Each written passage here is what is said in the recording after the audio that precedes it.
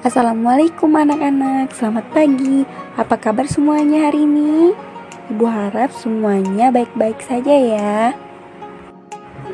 Waalaikumsalam.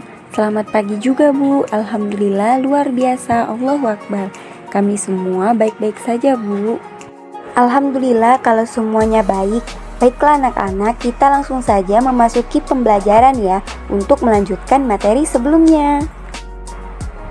Baik Bu, materi kita hari ini tentang apa Bu?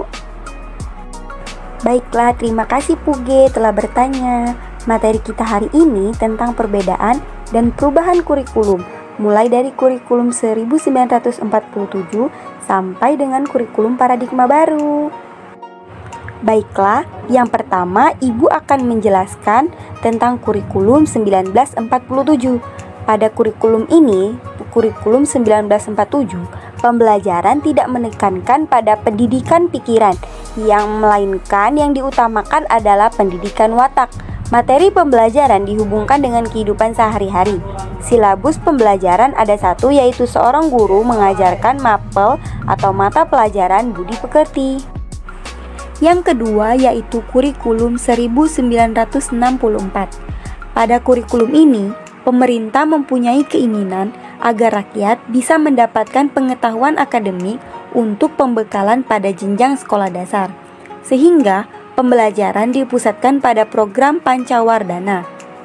Pada program Pancawardhana, mata pelajaran diklasifikasikan dalam 5 bidang.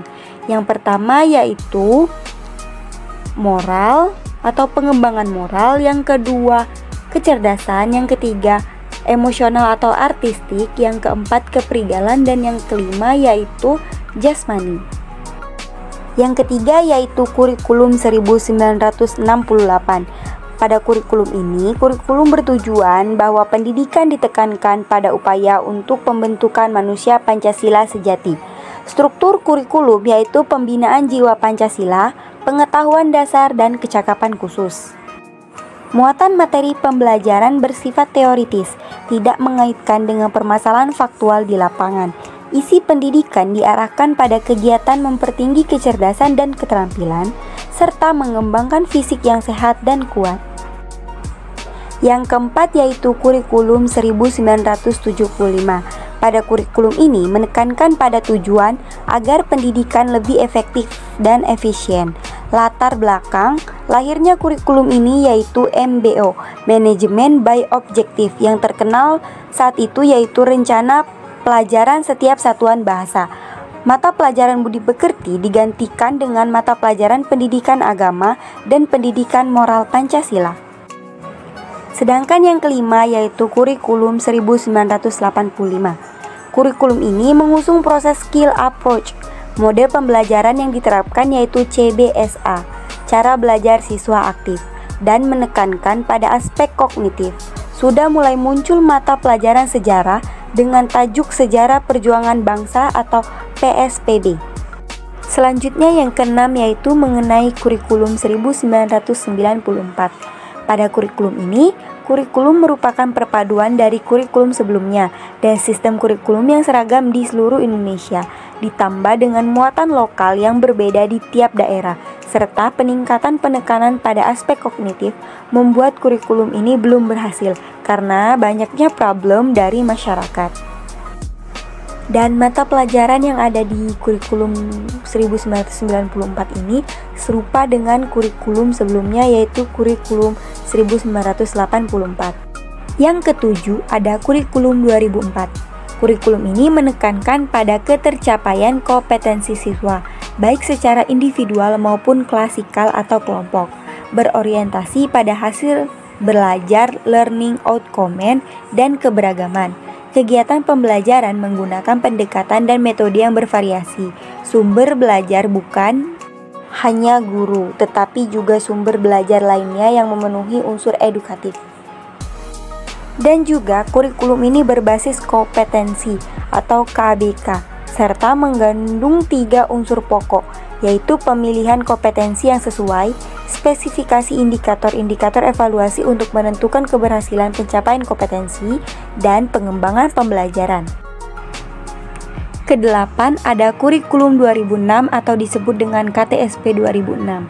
Pada kurikulum 2006, pemerintah pusat menetapkan standar kompetensi dan kompetensi dasar.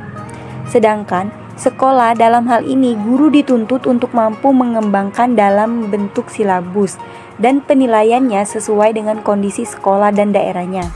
Hasil pengembangan dari semua mata pelajaran dihimpun menjadi sebuah perangkat yang dinamakan Kurikulum Tingkat Satuan Pendidikan atau KTSP. Dan mata pelajaran yang digunakan yaitu serupa dengan mata pelajaran kurikulum sebelumnya, yaitu kurikulum 2004. Selanjutnya yang kesembilan yaitu kurikulum 2013 atau K13.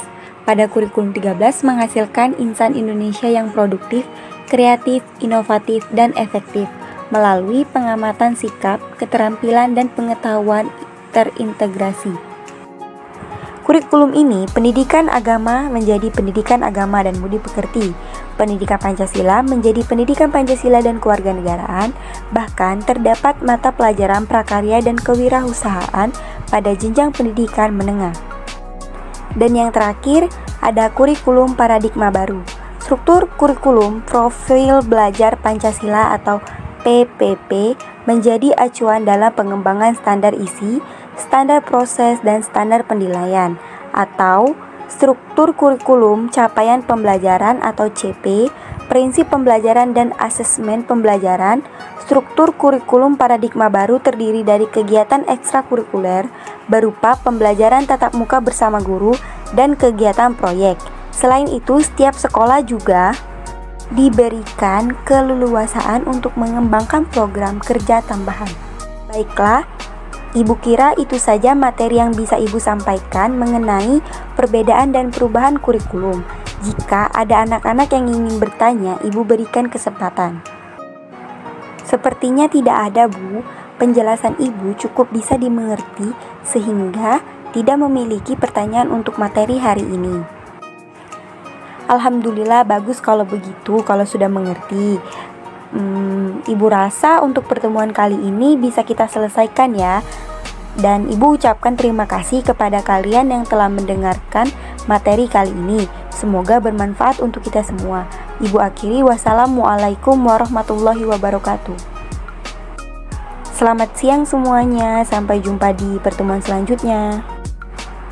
Alhamdulillah, terima kasih kembali Bu. Waalaikumsalam.